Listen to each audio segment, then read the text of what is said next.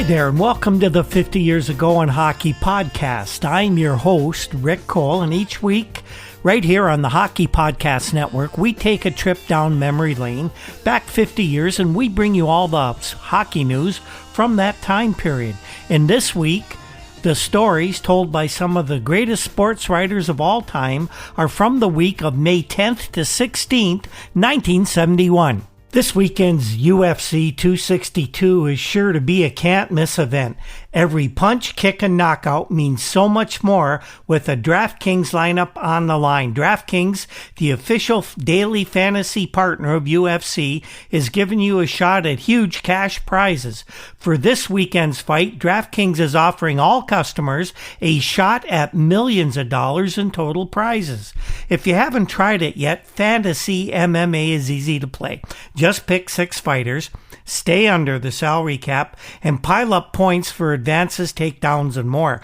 There's no better way to put your MMA knowledge to the test than to compete for a shot at millions of dollars in total prizes. Plus, don't forget about basketball and hockey, where DraftKings has even more money up for grabs throughout the week. DraftKings is safe, secure, and reliable, so you can deposit and withdraw your funds at your convenience. Download the DraftKings app now and use promo code THPN, that's THPN for the Hockey Podcast Network, for your shot at millions of dollars in total prizes throughout the week. That's promo code THPN to get a shot at millions of dollars in total prizes only at DraftKings. Eligibility restrictions do apply. See DraftKings.com for details. And in addition to DraftKings, we're also sponsored by Newspapers.com, the world's largest online newspaper archive, and they enable us to do all the research to bring you all this great news from 50 years ago. And we're also sponsored by the Breakwell Brewing Company in beautiful downtown Port Colborne, Ontario. If you enjoy what we do here every day on Twitter and each week on the podcast, you can help us out by going to patreon.com/hockey50years and subscribe to this podcast. Subscribers not only get early access to each week's episode, but we also have some really neat stuff in the hopper that will be available only to subscribers. Once again, that's patreon.com/hockey50years to subscribe to the 50 Years Ago in Hockey podcast. This was a busy week for hockey news 50 years ago. We, of course, are getting into the Stanley Cup Final. We're in the middle of things, and we'll be bringing you the games from, well, actually games 4, 5, and 6. But there was a lot of off-season hockey news going on as well. Off-season because everybody except 2 teams, of course, on the sidelines now. And the Stanley Cup Final in 1971 and all through that era was like a giant convention for hockey people. Everybody who was anybody in the hockey world was at the Stanley Final games, and that's where people were discussing draft strategy, doing a little bit of BSing for their contemporaries, trying to fool them into what they were thinking, and a lot of groundwork for some big trades was laid at the Stanley Cup Final. So we're going to start off this week with a bunch of quick hits on the hockey news from that week, 1971. Every year at this time during the Stanley Cup Final, the NHL had their awards luncheon, usually in Montreal, often most of the time I think at the Queen Elizabeth Hotel, and the major award winners were announced at the beginning of the week. As everyone expected, Bobby Orr was the big winner. He took the Hart Trophy for Most Valuable Player and the Norris Trophy as the Best Defenseman. Johnny Busick of the Bruins won the Lady Byng Trophy, and the NHL's Calder Trophy for Rookie of the Year, to no one's surprise, went to Gilbert Perreault of the Buffalo Sabres. The Vezina Trophy had been determined already, but at this time it was awarded to the New York Ranger duo of Eddie Jackman and Gilles Villemure. Trade rumors were flying around the games and the various venues this week, and even though they're fully engaged in the Stanley Cup Final, there were rumors involving Canadians and the Chicago Blackhawks, and the Blackhawks were not happy about all the talk that was going on about their their players. It was being said by multiple sources that at the end of the playoffs, no matter what the result, Chicago would announce the acquisition of forward Rosaire Payma from the Vancouver Canucks. Apparently, it was going to be a 3-for-1 swap with names of defenseman Jerry Korab, Paul Schmier, and trouble forward Jerry Pinder rumored to be included in the trade. By the end of the week, though, the Canucks said that Chicago's offer, whatever it happened to be, was not enough to pry Payma from their roster, and he would be staying in Vancouver. Red Burnett of the Toronto Star reported on Tuesday that it was likely that Detroit general manager Ned Harkness was going to agree to a trade with Montreal, which would bring defenseman Terry Harper and one of Montreal's goalkeepers not named Dryden to the Detroit Red Wings for their first-round amateur draft pick, and of course that pick was second overall. Sam Pollock badly wanted to get Marcel Dion of the St. Catharines Blackhawks with that second pick, but Sam was upset that Harkness was leaking information about the trade and publicly admonished the Detroit first-year GM for basically having a big mouth. Pollock apparently told Burnett that Harkness's remarks had been in poor taste. Sam said he's been asking around about some of our players, particularly Terry Harper, and I'm upset about it. First of all, I don't want to talk about any deals at all until this playoff is settled. Secondly, I would never make the kind of deal that Detroit is talking about anyway. But now I'm most concerned about the way the names of our players keep popping up at a crucial time like this. Sam Pollock did admit to Red Burnett that Harkness is doing his utmost to complete this trade. He keeps pressing, Pollock says. He calls and says, what about so-and-so? And what about this other guy? He says he has other offers. I told him, go make a deal then. But I know the only place he can get a decent goalie is from the Montreal Canadiens. Vancouver Canucks goalie Dunk Wilson has apparently been given permission by the NHL club to play professional lacrosse this summer with the Vancouver Burrards. He's now talking contract with that lacrosse club and could have a deal sealed by the next week or two, from what we understand. The word out of Oakland earlier in the week was that the Seals had given up on the idea of bringing in Scotty Bowman to run the hockey operation there. It was now believed at the beginning of the week that they would hire Boston Bruins chief scout Gary Young. Young had recently signed a 5-year deal with Bruins, but it seems, according to the Oakland Tribune who is reporting this, that Young had been given permission to discuss the general manager position of the Seals with that team's owner, Charles O'Finley. Young told the San Francisco Chronicle that he had been offered the job by Finley, but Charles O'Finley denied that he had offered him the general manager job, although he did reluctantly admit that he had been talking with Young about a position with the Seals club. After several news outlets reported Young had been hired, news leaked out that Finley was not yet done with Scotty Bowman, who was once again back in the running for the job, and no one seemed to know by the end of the week exactly what was going on. Well, at least that's what we all thought. But just before the end of the week, the Seals, or somebody from the organization, because it really still wasn't clear, seemed to have confirmed that Gary Young was going to be hired as the new general manager of the Seals. Meanwhile, Young's going to have his hands full with more than just hockey items if he was to become the GM. Seals front office people were leaving in droves. This week alone, the public relations director, the group sales ticket manager, and the controller of the team all submitted their resignations and left for what they felt, and probably were right about feeling this, much greener pastures. So the Seals are going to have a lot of holes to fill, not only on the ice with that terrible hockey club, but in the office operations as well. And there was more Seals news, and this was along with the Minnesota North Stars. Those two teams were given permission by the Semi-Pro International Hockey League to establish franchises in that league. The Seals will have a farm club in Columbus, Ohio, while the North Stars will place a team in Saginaw, Michigan. And speaking of the North Stars, a trade rumor from the North Stars has Bobby Russo moving on after spending only 1 year in Minnesota. The strong story going around is that he's being traded back to the Montreal Canadiens in exchange for Claude LaRose, who of course was with the North Stars, was traded back to Montreal. Now he might be going back to Minnesota in what seems to be a never-ending carousel of player movement between the North Stars and Canadiens.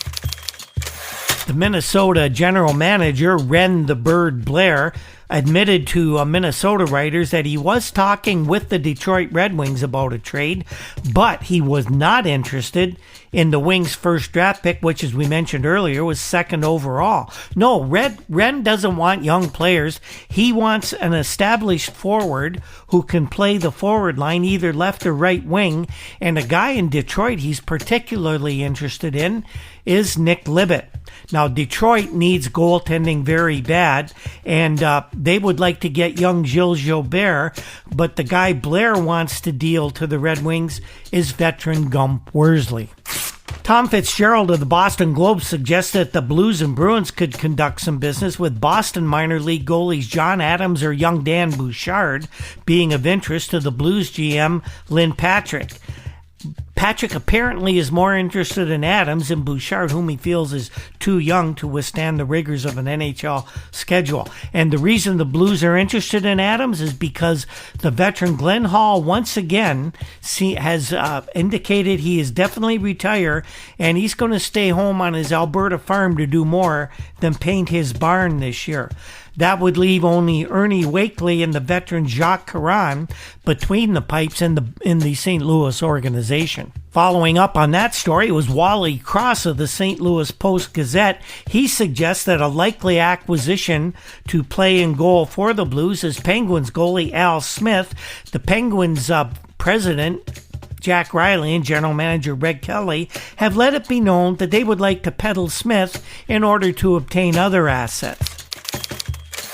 And still with goalkeepers trade talk, Emil Francis of the New York Rangers told the New York Times that he's probably going to trade one of his backup netminders. That means Gilles Villemure, who just completed his rookie season in the NHL at age 30, or the much younger Peter McDuffie, could be sent to other teams. The Blues and Francis feel that McDuffie is NHL ready, and he could supplant Villemure, who was a rookie this year, if he stays with New York. But the Blues, from what we understand, think that McDuffie would be a great fit to work with Ernie Wakely in St. Louis. Interesting story here, a bit of crossover between hockey and baseball. Catcher Ted Simmons of the St. Louis Cardinals was in Montreal for a series against the Expos this week, and he was telling folks that he's pulling big time for the Canadiens to win the Stanley Cup. Ted says, I got to do that. I have money on Montreal. I think it might go 7 games, but I think the Canadiens are going to take that Stanley Cup. Ted said, I'd like to think I know something about hockey because I lived in Detroit all my life. I have a lot of friends in the game, and Sid Abel's sister was my wife's maid of honor at her wedding. Of course, Sid Abel is now the coach of the St. Louis Blues. Well, Ted said that, there were 7 or 8 of the Blackhawks at our game against the Expos on Monday. Joe Haig is friendly with a few of them. Joe plays first base for St. Louis. Joe Haig is pulling for Chicago. Well, Joe got a bunch of the Blackhawks to come into the Cardinals locker room, and they were introduced somewhere, maybe it was at a bar, we really don't know, to a bunch of the St. Louis Cardinals player. Well, when Ted Simmons got a chance to shake hands with a few of the Blackhawks, Joe Haig said to the players, this guy is betting on Montreal. Now, Simmons says, what a thing to say. I'm meeting the Blackhawks. I'm shaking the hands of this big, tall, red-headed guy. Keith Magnuson is who it was. And Joe Haig tells him I'm betting against him. That guy could have torn me apart. Luckily for Ted Simmons and the Cardinals, though, Keith Magnuson had a lot of class and did not tear Ted Simmons apart. There was a trade announced this week, at least completion of an earlier deal, and it involved the Blues. You remember back during the season when the Gary Younger-Red Berenson swap was announced, the Blues also, as part of that rather complicated transaction, acquired the rights to Carl Brewer, but they did owe Detroit some more players. Well, this week, the Red Wings were announcing that they had acquired 3 players from St. Louis to complete the transaction. They were veteran left winger Ab McDonald, a young forward out of Canadian College by the name of Mike Lowe, and defenseman Bob Wall, who started his career with the Red Wings. McDonald, you will remember, if you're a Blues fan, was on a line with Red Berenson and Tim Ecclestone that set the Blues single-season scoring record for one line. Now the Red Wings will have that line, albeit a few years older, in Detroit. We're hearing out of Buffalo this week that the Sabres still hold the inactive Bisons franchise for the American Hockey League and that they are trying to reactivate it in another city. Of course, Punch Imlach's old buddy Joe Crozier would be brought in to run the AHL club, and the 2 cities most mentioned about where a Buffalo farm team could be, Cincinnati and, get this, Fort Lauderdale, Florida. The Maple Leafs revealed that during their series with the New York Rangers, center Norm Ullman played the entire series with 2 broken fingers and severe shoulder and ankle injuries, and yet Norm still gave all he had to the Leafs, and he was very effective. Can you imagine just what a boost it would have been for Toronto if Norm Ullman had played the way Norm Ullman usually can? But it wasn't his fault. He was really badly banged up in that series. Red Burnett of the Toronto Star was on top of the rumors, as he usually is this week, and he had another one in the later in the week on Saturday in the Toronto Star when he said that there were stories he was hearing that Scotty Bowman was now being considered for the general manager's job in Toronto. What would happen is Scotty would take over the Maple Leafs and Jim Gregory would move further upstairs to become an executive vice president with the Toronto hockey team. Now, Burnett also was the first to suggest, at least that we had read, that Scotty Bowman was in line to replace Al McNeil as coach of the Canadiens, and by the end of this week, we were hearing that McNeil was under fire from a lot of the Montreal players for his perceived coaching incompetence. So maybe Red was on top of things even better than we suspected at that time. One more Red Burnett trade rumor as well at Saturday. He reported that the Sabres were willing to deal any one of their 3 goalies, Roger Crozier, Joe Daly, or Dave Dryden, for a player or players capable of stepping into the NHL immediately next season. One of those 3 is going to have to go, I'm sure. 3 goalie systems just don't work in the NHL in 1971. And our last bit of news bits for this week from the Detroit Free Press, writer Howard Erickson reports that Gordie Howe is now a major executive with an insurance company of Norin. It's called Norin Company. He has become a vice president. It's a holding company owned by millionaire Bruce Norris, owner of the Red Wings. Now, Big Gordie, who's troubled this past season with an ailing wrist, arthritis was setting in, had been injured for a lot. He told Erickson that he intends to play next season, which would be his 26th season in an unparalleled pro hockey career. But he left the door open for early retirement from his $100,000 a year contract, which has a year to run. Gordie told Erickson, even if I don't play next season, I'll stay with the hockey club as a coach. He would serve as an assistant to head coach Doug Barkley. Gordie in the past has expressed no desire to coach the Red Wings or any other team for that matter, but this seems to be a little bit of a change of an attitude in Gordie towards coaching.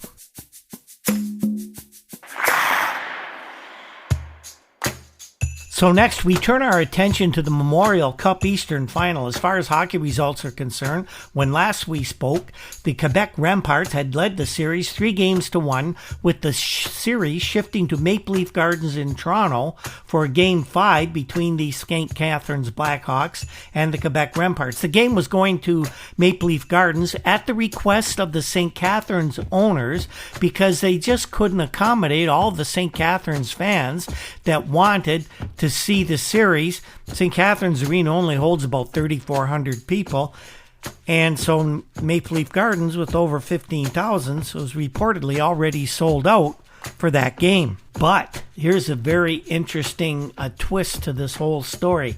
We told you about the debacle in Quebec last week that saw a policeman injured for stitches, the St. Catharines players having to lay on the floor of their bus while projectiles such as batteries, beer bottles, even potatoes and eggs were thrown through the windows of the bus. The players were laying on the floor to avoid injury.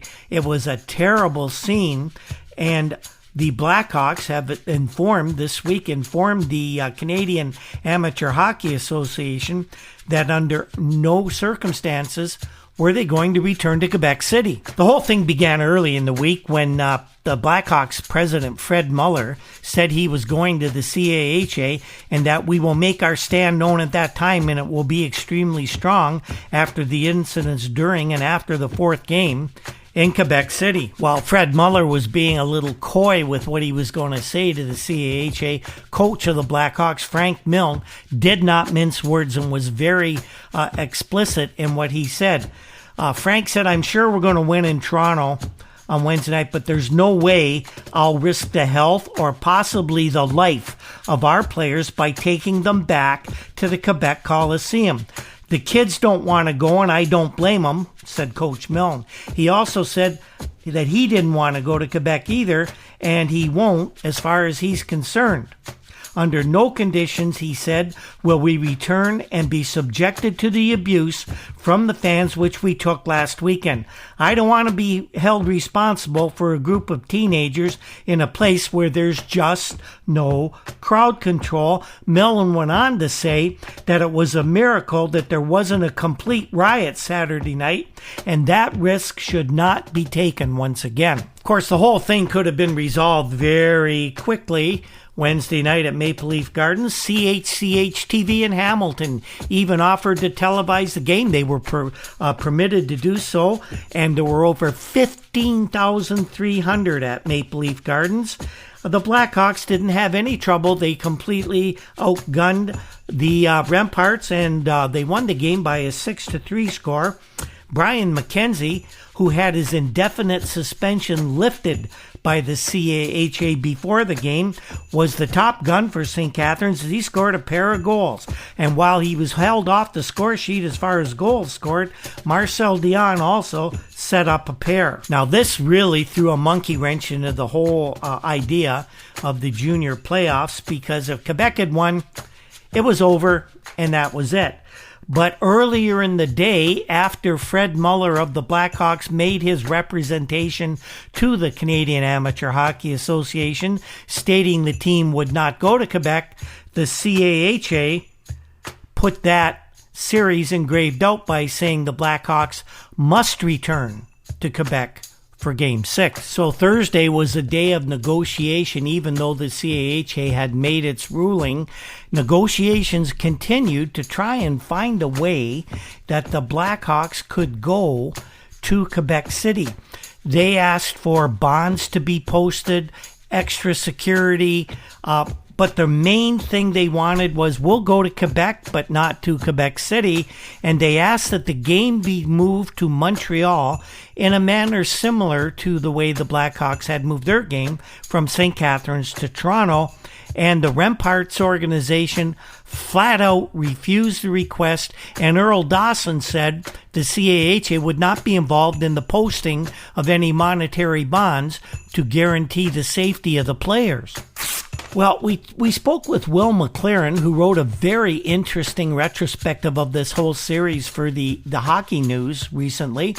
And Will had some very good insight. He was telling us how some of the Remparts players had no idea of what had transpired between Quebec fans and the St. Catharines players. The players were very well insulated, almost sequestered from all outside influences, and they didn't know about the items that were striking the St. Catharines players being spat on, and what went on at the hotel and on the team bus.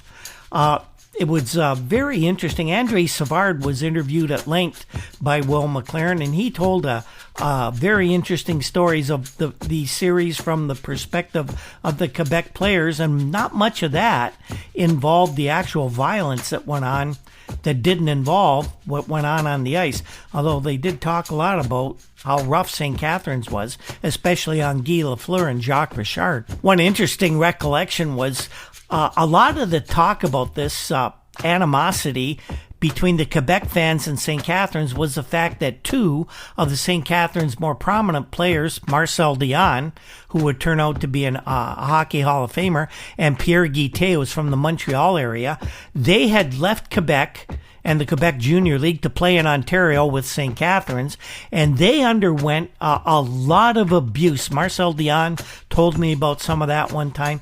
They underwent a lot of abuse because they were deemed to be traitors from Quebec. You have to consider the political atmosphere at this time, with a lot of separation talk in the province. The FLQ crisis of the fall of 1970 was very fresh in a lot of people's minds, and this was really a big thing. But Andre Savard said none of that mattered to the players. There was no talk of it.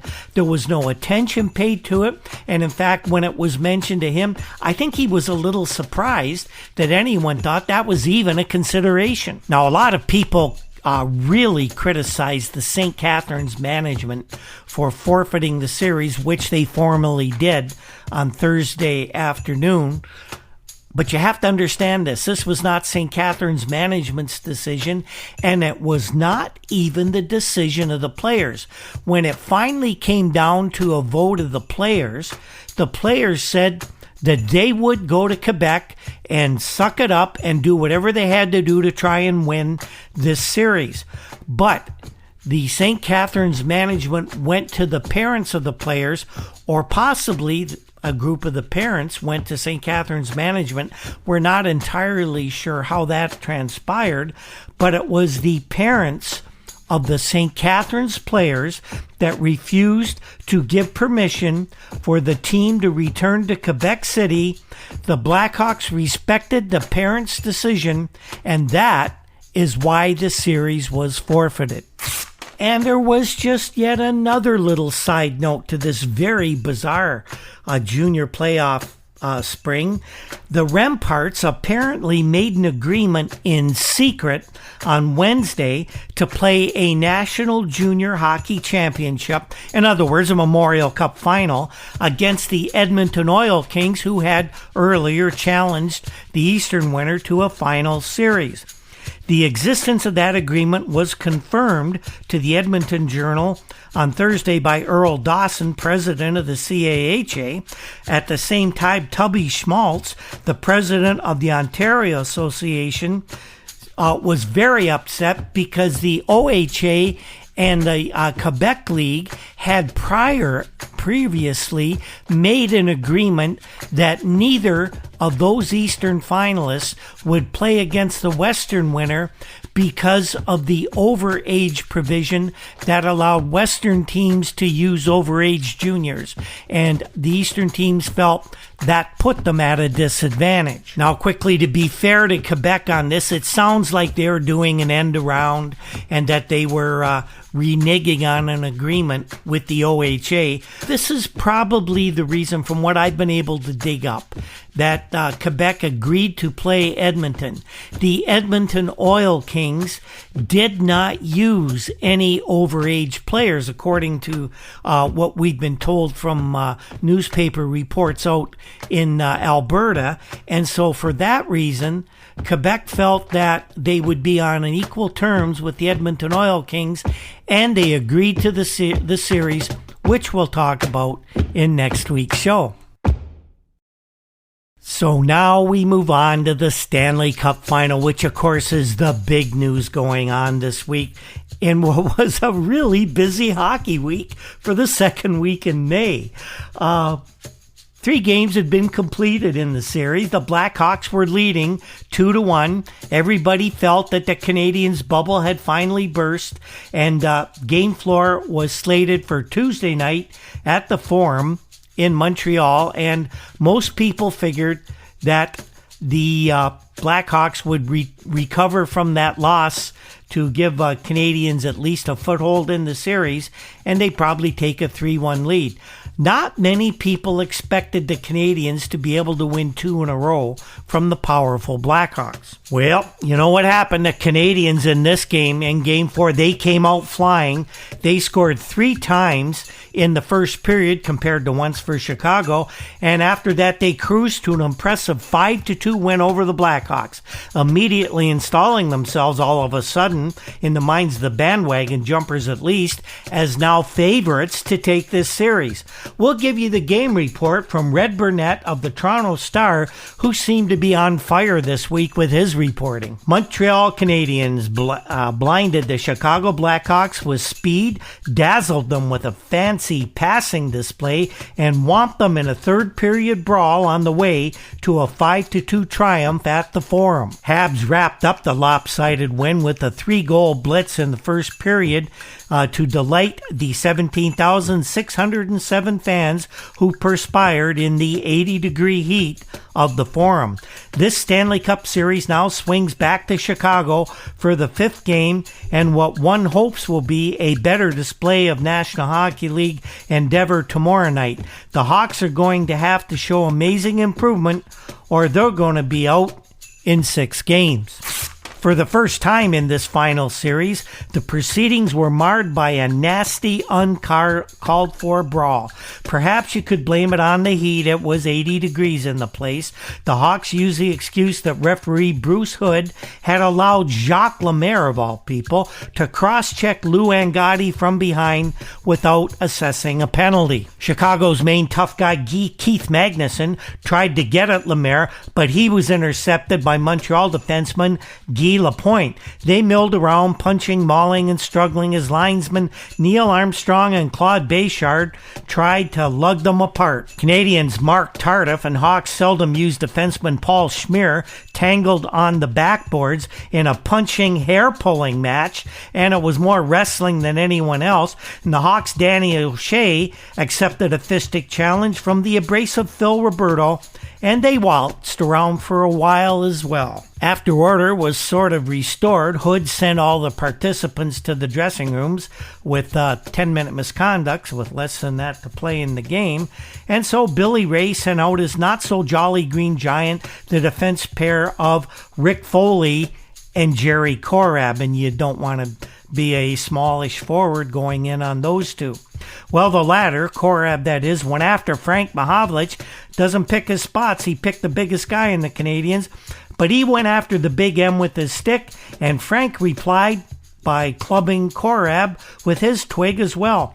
Korab got 2 minutes for spearing, 2 for high sticking, and a misconduct, while the Big M only got 2 minutes for high sticking, and that made Billy Ray even more angry. After the game, Frank Mahovlich assessed the incident in this way. Frank said, "I guess he had his orders to agitate me. That must have been his job because he really can't do anything else." Not a great assessment of Jerry Korab. Billy Ray, after the game, expressed confidence that momentum was not on the side of Canadians, even though they had just won 2 straight to tie the series. Billy said that the Canadians deserved the win because they were really flying, but Billy said, "We've had these kinds of nights before, and we've always snapped back." Montreal coach Al McNeil refused to gloat, but he did say, "We skated and we forechecked well, and that's our game. But we got a little too loose and too careless in the last period, and I wasn't happy about that." Lou Angotti had the final word on this game after he was cross-checked by Lemaire in what started the whole brawling thing. Angotti said, We'll be waiting for him in Chicago, and you'll see a different game and a different result. So back in Chicago for Thursday night's Game 5 with things all squared at 2 games apiece, the Hawks recovered enough in what was now turning into a homer series to claim a 2-0 win and a 3-2 lead in the series in what usually a pivotal 5th game. But this win was mainly due to the work of just one man. Chicago goalie Tony Esposito made 31 saves in a scintillating performance, and when Montreal held the edge in the play and in shots on goal, Blackhawks managed only 22 drives at Ken Dryden, who was in goal once again for the Habs. Dennis Hull and Cliff Corral took care of the scoring for the home side, and now with the Habs definitely on the ropes, it would appear once again that the wheels were about to fall off the Montreal Fire Wagon hockey. And I'll tell you what really gave the Blackhawks a big lift, at least let them think that they had this thing in the bag, was the big story of this series. All of a sudden, hockey once again was becoming secondary to off-ice news. And the news this time made headlines everywhere and basically caused everybody to write the Canadians off. And again, I'm going to let Red Burnett describe what happened. I use Red a lot for the reports in this series because he's a neutral observer.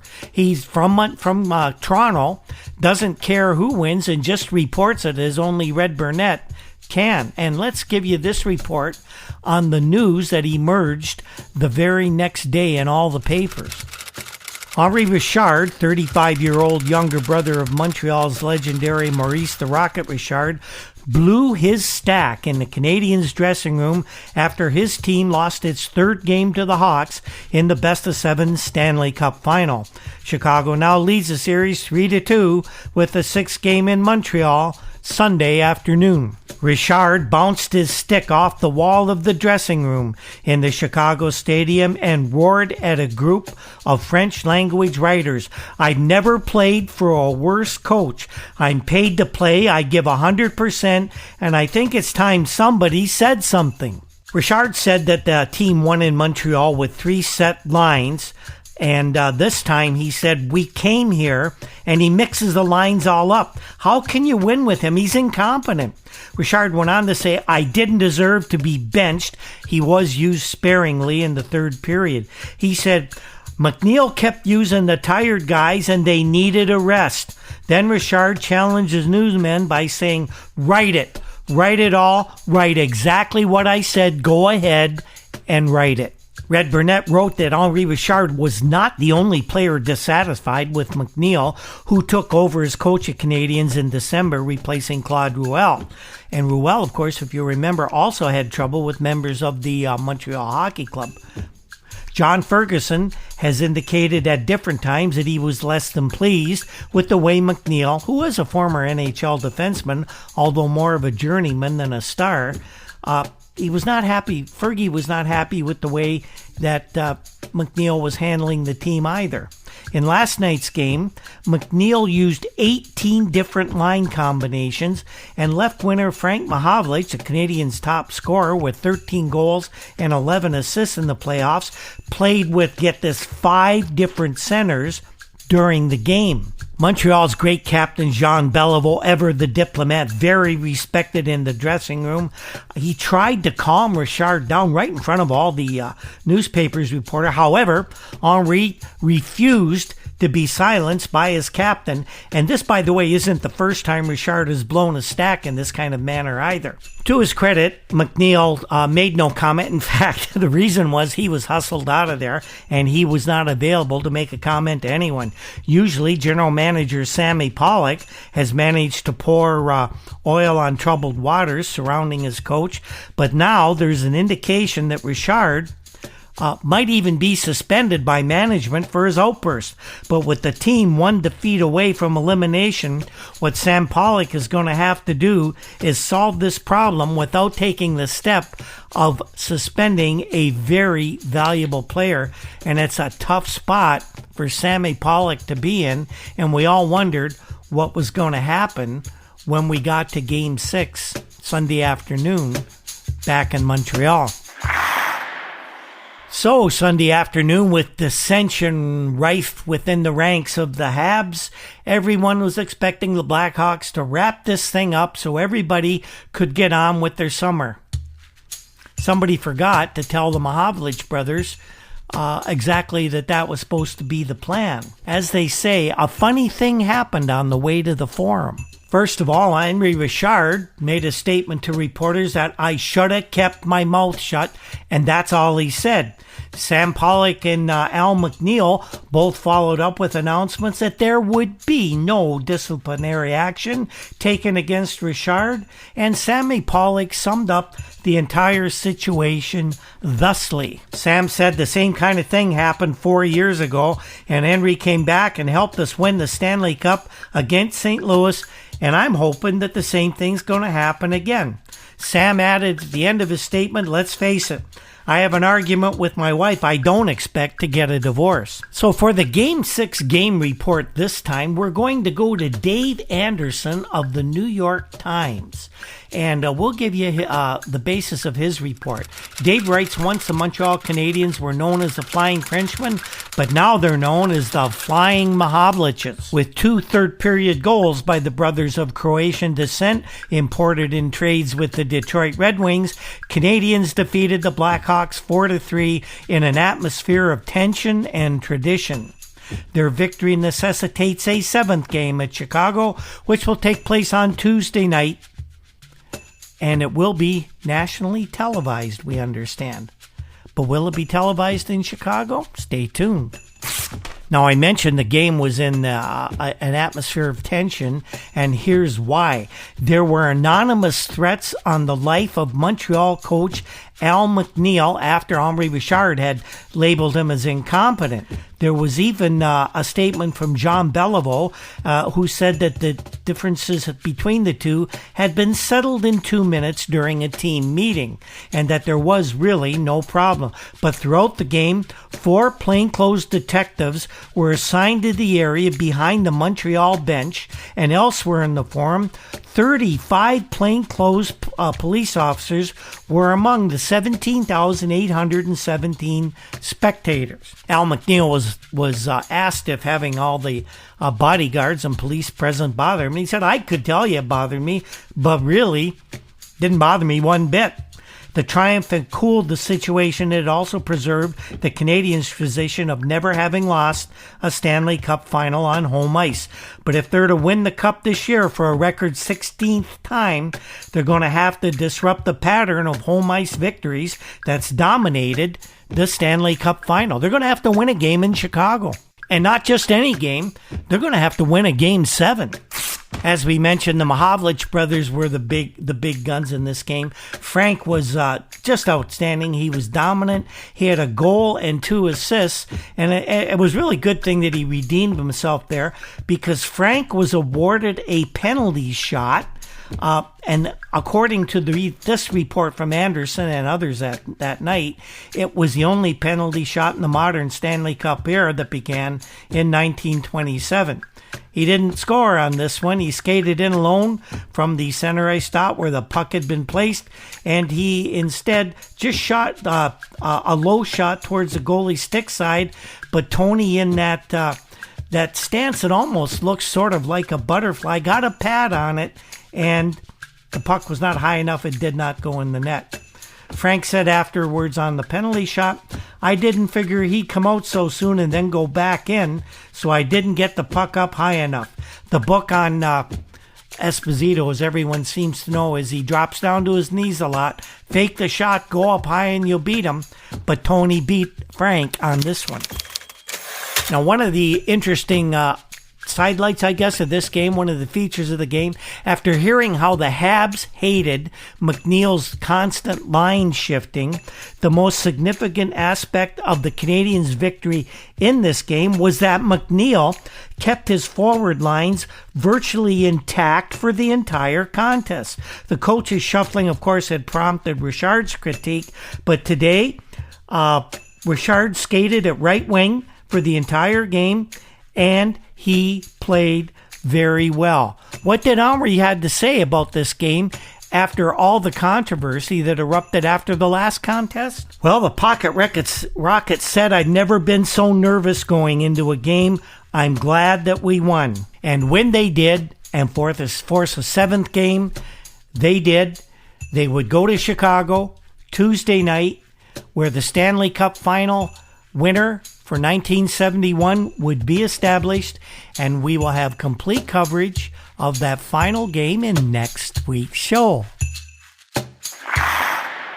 So that is this episode, everyone. And what did we learn from a very, very eventful second week of May? Well, we got a plethora of hockey news and rumors this week, even one trade being completed, all just as much a part of the Stanley Cup Final as the games themselves. We learned that a good number of Canadiens players really didn't like or respect the rookie coach, but they didn't like the previous guy either, if you remember. I don't think that was really affecting the team all that much. And we learned that the Quebec Rempart will play for the Memorial Cup against the Edmonton Oil Kings, despite the Eastern section having made an internal agreement to forego a national final this year because of a difference in rules. Here are some of the stories that we're working on for next week's show. Well, of course, we'll have full coverage of the seventh game of the Stanley Cup Final and all of the Stanley Cup aftermath, including retirement talk about many players and the winner of the Conn Smythe Trophy. We'll have, of course, more talk on the future of Canadiens coach Al McNeil, and here's a bit of a spoiler. It's going to take about a month to settle what was actually going to happen. And we will have the results of the Memorial Cup Final between the Quebec Rempart and the Edmonton Oil Kings.